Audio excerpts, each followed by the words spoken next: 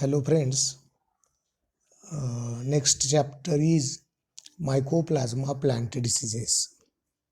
Okay, basically mycoplasmas are one type of bacteria. Previously we have studied the bacterial plant diseases. Now this chapter is the Mycoplasma plant diseases. First we are going to study how mycoplasmas are the plant pathogens. So in today's discussion we are discussing about how mycoplasmas are plant pathogens, or introduction to mycoplasma as plant pathogen or pathogens. So this is the aspect of today's lecture. Introduction to mycoplasma as plant pathogens. Okay. C point 1, phytoplasmas. Phytoplasma means the mycoplasma associated with the plants. The mycoplasma causing the diseases to the plants are also called as phytoplasma. Okay, phytoplasmas are obligate bacterial parasites of plant phloem tissue. Okay, first thing is that these mycoplasma are obligate bacteria. Okay, these bacteria, obligate means compulsory parasite. Without living host they cannot survive, so they call it as the obligatory. Okay, then they are bacteria. Okay, and they are parasites on the plant phloem tissue. Okay, plant having the vascular tissue system containing xylem as well as the phloem. Okay, and these mycoplasmas or phytoplasmas are grows inside the phloem. Okay, they can absorb the food material, they can take the food material or fluid sap from the phloem tissue. So that mycoplasmas are the obligate bacterial parasites of plant phloem tissue. Okay, and of the insect vectors, they are involved in their plant to plant transmission. Transmission म्हणजे प्रसार. Transmission of mycoplasma is caused by the insect vectors. Insect vectors are responsible for transmission of the mycoplasmas, inoculum or mycoplasma pathogen. So mycoplasma disease can be spread from infected area to healthy area. हे कुणाच्या मार्फत पसरले जातात तर इन्सेक्टच्या मार्फत. Insect म्हणजे कुठले insect, यामध्ये जे काय पानातील काय म्हणतो त्याला अन्न शोषून घेणारे असतात. सर्वसाधारण इन्सेक्ट आपण बघतो पानाच्या खाली काय असतात, पानाच्या खाली अशी मिडरीप बाहेरच्या बाजूला आलेली असते. ती मिडरीप म्हणजे काय, तिथं झायलेम फ्लोएम आहे आणि phloem food material conducting tissue आहे आणि पाठीमागच्या बाजूला व्हेन्स क्लिअर दिसतात आणि त्या व्हेन्समध्ये हे काय करतात तर बोर करून तिथला फूड मटेरियल ॲब्सॉर्ब करून घेतात. म्हणून ते इन्सेक्ट आपण आहे ना लिपच्या पाठीमागच्या बाजूला किंवा लिपच्या वेंट्रल साईडला लोअर साईडला आपल्याला इथे इन्सेक्ट दिसतात. समजा ते इन्फेक्टेड प्लांट असेल मायकोप्लाझ्माचं आणि ते मायकोप्लाझ्मा कुठं आहेत, फ्लोएममध्येच आहेत. तो इन्सेक्ट बसला झाडामधील हे शोषून घेणारा, अन्न शोषून घेणारा, पानांमधलं अन्न शोषून घेणारा तो इन्सेक्ट तिथं बसला तर तो इन्सेक्ट कुठनं अन्न शोषून घेणार आहे तर त्या वेन्समधूनच घेणार आहे. बरोबर आहे, फ्लोएममधूनच घेणार आहे. वेन्समध्ये फ्लोएम आहेच आणि त्या वेन्समधून घेणार आहे, त्या फ्लोएम घेणार आहे आणि त्या फ्लोएममध्येच इन्फेक्टेड प्लांट असल्यामुळे फ्लोएममध्ये अजून पूर्वीच कोण होता, मायकोप्लाझ्मा होता. म्हणजे मायकोप्लाझ्मा तिथं फ्लोएममध्ये होता आणि ते इन्फेक्टेड लीफ आहे ते मायकोप्लाझ्माचं आणि ते इन्फेक्टेड लीफवर ज्यावेळेस ते अन्न शोषून घेणारे कीटक बसतात, बरोबर आहे, ॲफिड्स. ते ॲफिड्स काय करतात तर अन्न शोषून घेतात आणि अन्न शोषून घेतल्यानंतर परत अन्नासाठी दुसऱ्या प्लांटवर गेले आणि ते प्लांट जर हेल्दी असेल परत ते फ्लोएममधनं तिथलं अन्न शोषून घेतात. अशा प्रकारे हेल्दी प्लांटपासून इन्फेक्टेड प्लांटपर्यंत हे मायकोप्लाझ्मा डिसीजचं ट्रान्समिशन होतं. Number 2, phytoplasmas were discovered in 1967 by Japanese scientist who termed them mycoplasma like organism. हे फायटोप्लाझ्मा कुणी डिस्कवर केले? जॅपनीज सायंटिस्टने. कधी? 1967ला. आणि त्याला काय नाव दिलं? MLO,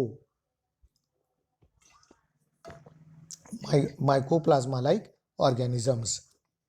okay. Number 3, mycoplasma. आता आपण शब्द मायकोप्लाझ्मा इथनं पुढं वापरू. फायटोप्लाझ्मा आता आपण काय वापरणार नाही. कारण फायटोप्लाझमला 1967मध्ये मायकोप्लाझ्मा नाव दिलेलंच आहे. मायकोप्लाझ्मा आर प्रोकॅरियोटिक ऑर्गॅनिझम्स. ते कसे आहेत? तर प्रोकॅरियोट्स आहेत, युकॅरियोट्स नाहीत, like A bacteria. Number 4, they do not have cell wall but they have confined unit membrane. त्यांच्याकडे सेल वॉल नाही पण सेल मेम्ब्रेन मात्र आहे.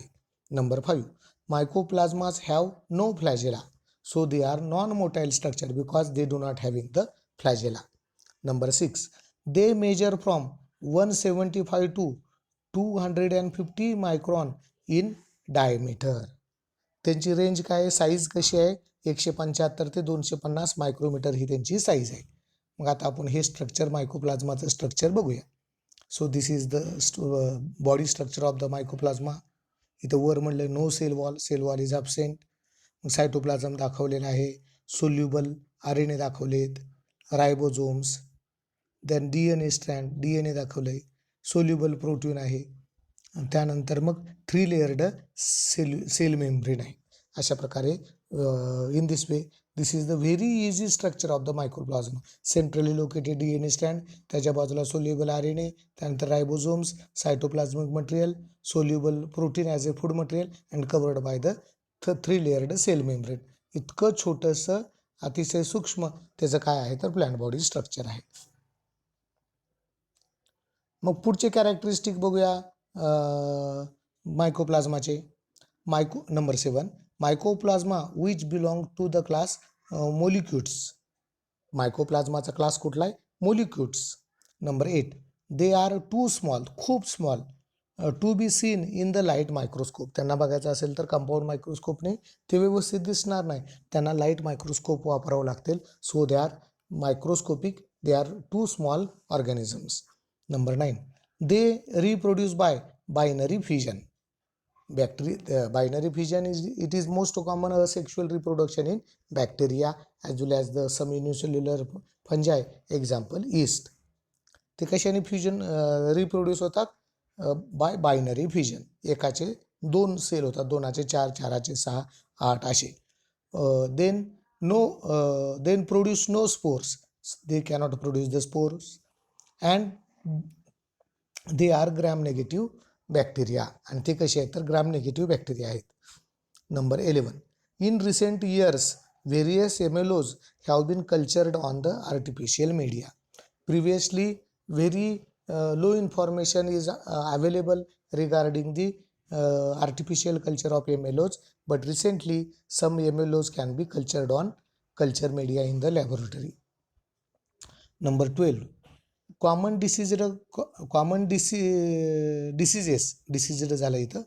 Common diseases caused by mycoplasma are bunchy top of papaya, little leaf of brinjal, grassy shoot of sugarcane and phyllody of sesame. These are the common diseases of मायकोप्लाझ्मा.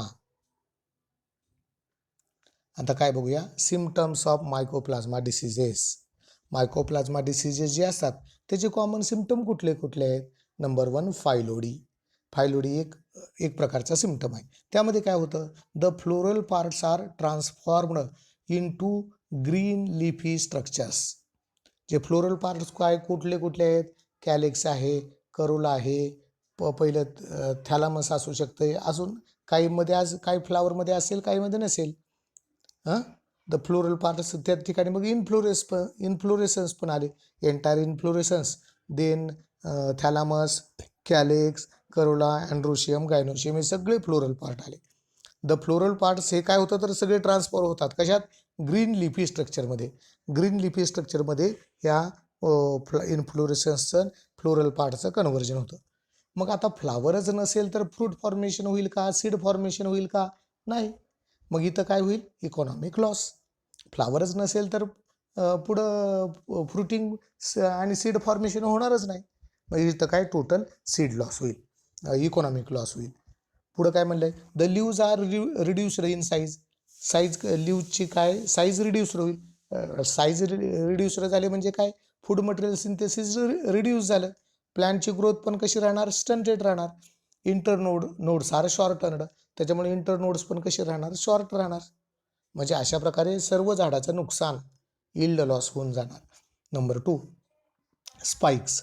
Spike सिम्पटममध्ये काय होते बघा, the whole shoot look like spike bearing 4 rows of spiked bristles. बरोबर आहे. त्यामध्ये spike आपण कुठं बघतो बॉटनीमध्ये, spike inflorescence आहे. कसा इन्फ्लोरेसन्स असतो, तो इन्फ्लोरेन्स असा वर टोकाला निमुळता होत जातो. त्याचं एक्झाम्पल काय, मोस्ट कॉमन तुम्ही कुरडू बघताय ज्वारीच्या शेतामध्ये किंवा पडीक जमिनीमध्ये, पडीक शेतीमध्ये कुरडू आलेला असतं.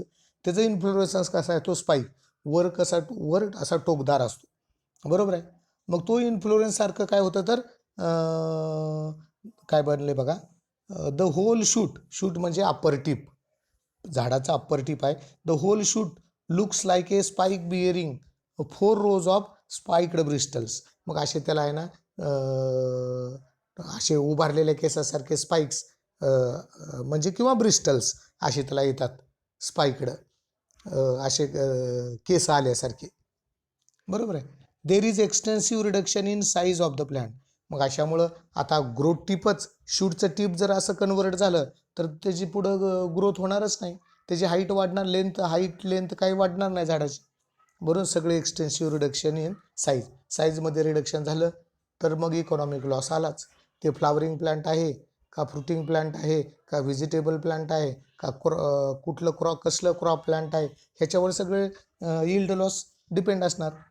नंबर 3, लिटल लीफमध्ये नावामध्येच त्याचा अर्थ सामावलेला आहे, ते पुढं वाचायची काही गरजच नाही. लिटल लीफ होतं म्हणजे काय, पानं रेग्युलरचे आहेत. मोस्ट कॉमन एक्झाम्पल काय, लिटल लीफ ऑफ ब्रिंजल. आपल्या बारामती भागामध्ये किंवा आसपास वांगी लावल्यानंतर वांग्यामध्ये काही वांग्याची झाडं एकदम अशी खुजी दिसतात आणि त्यांची पानं रेग्युलर अशी मोठी दिसतात, एकदम बारीक सदाफुलीपेक्षाही छोटी पानं दिसतात आणि ते अशी जाडसर असे कुरळे किंवा असे सुरकुतलेले गुंडाळलेले असे दिसतात. ते लिटल लीफ ऑफ ब्रिंजल. आणि ते काय होतात तर त्याच्यामुळं त्याचं उत्पादन होतच नाही, त्याला वांगी येतच नाहीत आणि ही सगळी इकॉनॉमिक लॉस होऊन जातं. पुढं आता तुम्ही वाचून घ्या. Number 4, grassy shoot diseases. Grassy शूटमध्ये ह्याच्यामध्ये पण नावातच त्याचा अर्थ आहे, ग्रास म्हणजे ग्रास लाईक, गवतासारखं. शूट म्हणजे स्टेम. आता मोस्ट कॉमन एक डिसीज काय, ग्रासी शूट ऑफ शुगरकेनचं झाड डोळ्यापुढं आणा, एक स्टेम आहे, उभं एक स्टेम आहे, त्याला नोड्स इंटरनोड्स आहेत आणि वरच्या बाजूला असे लिव्ज आहेत. बरोबर आहे. पण इथं शूट म्हणजे हे ऊसाचं स्टेम. हे ऊसाचं स्टेम कसं होतं, ग्रासी होतं. ग्रासी म्हणजे असे खालून इतके टिलर्स येतात त्याला, इतके फुटवे फुटतात तर ते ऊसाचं जर तुम्ही झाड बघितलं किंवा ऊसाचं प्लांट बघितलं, तुम्हाला कसं दिसेल, एखादं गवतच आपण बघतोय असं. म्हणजे ते ऊसाचं झाड दिसणार नाही. जमिनीतून जिथून एक ऊस यायला पाहिजे तिथंच काय होईल तर असे गवतासारखे काड्या टिलर्स बाहेर येतील आणि सगळं असं गवतीच्याचं रोप कसं वाढतं तसं ते बेट वाढेल आणि आपल्याला ते सगळं grass like appearance of the sugarcane, म्हणून ग्रासी शूट ऑफ शुगरकेन. ते आता तुम्ही वाचून घ्या. नंबर 5, फ्लोएम नेक्रोसिस होणे म्हणजे तिथला टिश्यू मरणे, किल होणे. फ्लोएमचा टिश्यू नेक्रोसिस, कारण मेन इन्फेक्शन कशामध्ये पहिले स्प्रेड होतं तर फ्लोएममध्ये. आणि फ्लोएमचा टिश्यू जर नेक्रोसिस झालं त्या टिश्यूचं, मग फ्लोएम नेक्रोसिस झाल्यानंतर पुढं अन्न पोचणार आहे का हो, नाही ना. अन्न वाहून नेणाऱ्या फूड मटेरियल व्हॅस्क्युलेशनच्या ह्या पाईपलाईन्स आहेत फ्लोएम म्हणजे. फ्लोएम जर ब्लॉक झाला, तिथला टिश्यू मेला, तिथलं काम थांबल्यानंतर तिथनं पुढं अन्न पास होणार नाही आणि तिथनं पुढं अन्न पास नाही होणार तर पुढचा जो काय प्लांटचा पार्ट आहे जिथं अन्न पास होत नाही ते टिश्यू सगळा अन्नाविना मरून जाणार, सुकून जाणार आणि मरून जाणार. आता हे बघा, फोटोग्राफ्स काय दाखवलेत, फायलोडीचे दाखवलेत, स्पाइकचे दाखवलेत, त्यानंतर फ्लोएम नेक्रोसिस दाखवलंय. आणखीन 2 फोटोग्राफ दाखवले नाहीत. कुठलं हो, लिटल लीफ ऑफ ब्रिंजल आणि ग्रासी शूट ऑफ शुगरकेन. हे दोन दाखवले लिटल लीफचे आणि ग्रासी शूटचे, हे फोटो दाखवले नाहीत. का दाखवले नाहीत? कारण ते आपल्या स्टडीमध्येच आहेत.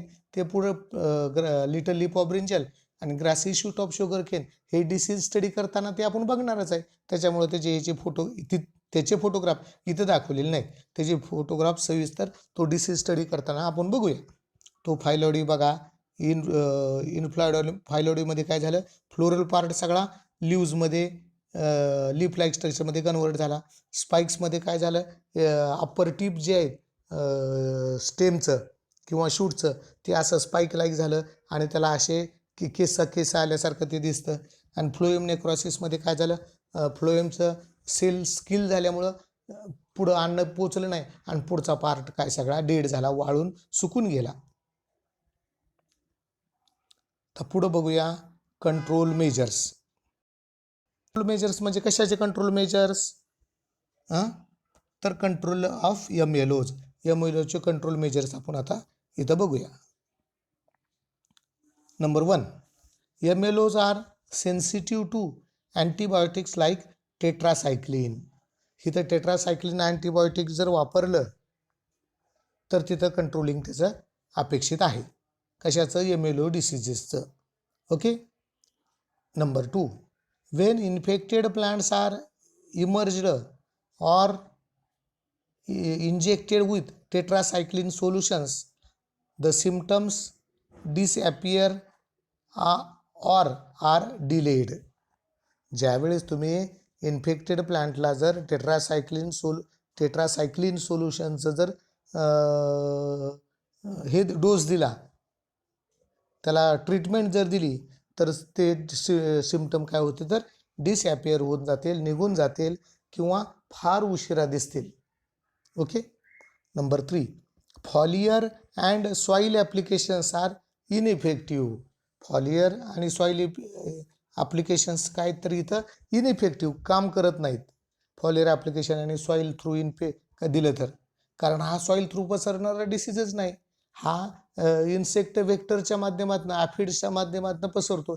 एका इन्फेक्टेड प्लांटवर ॲफिड बसला, कीटक बसला, अन्न शोषून घेणारा, आणि तिथून पुढं जर हेल्दी प्लांटकडे गेला आणि तिथलं अन्न शोषून घ्यायला लागले तर त्याच्या बॉडी थ्रू काय होणार, इन्फेक्टेड प्लांटमधला इन्फेक्टेड प्लांटमधलं MLO तिकडे जाणार हेल्दी प्लांटमध्ये.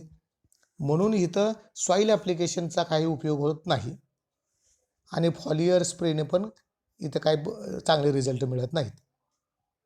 Next point number 4, the symptoms reappear हायवेवर सून आफ्टर ट्रीटमेंट स्टॉप्स. आता म्हणजे इथं आपल्याला 100% कंट्रोलिंग मिळते, ट्रीटमेंटने मिळतंय का नाही, ही तर शंका अशी आहे की आपण ट्रीटमेंट स्टॉप केली त्या झाडाची तर सिम्पटम्स परत लक्षणं रोगाची दिसू लागतात.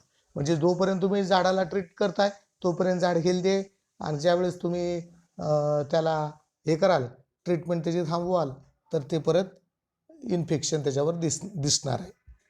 ओके. मग आता मग आपले कल्चरल कंट्रोल्स आहेत. कल्चरल कंट्रोलमध्ये काय, eradicate the deceased material and destroy it by burning. Infected plant material सगळं गोळा करा आणि ते जाळून नष्ट करून टाका. Okay. So this is one of the cultural control practice.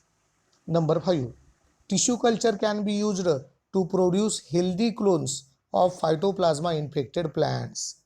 Tissue कल्चरमध्ये बी काय एक मेथड आहे, ती मेथड काय करते, तर इन्फेक्टेड प्लांट्समधील इन्फेक्टेड प्लांटचं मटेरियल वापरून त्याचं टिश्यू कल्चर करून, म्हणजे त्यामध्ये अँटीबॉडीज तयार झालेले असणार.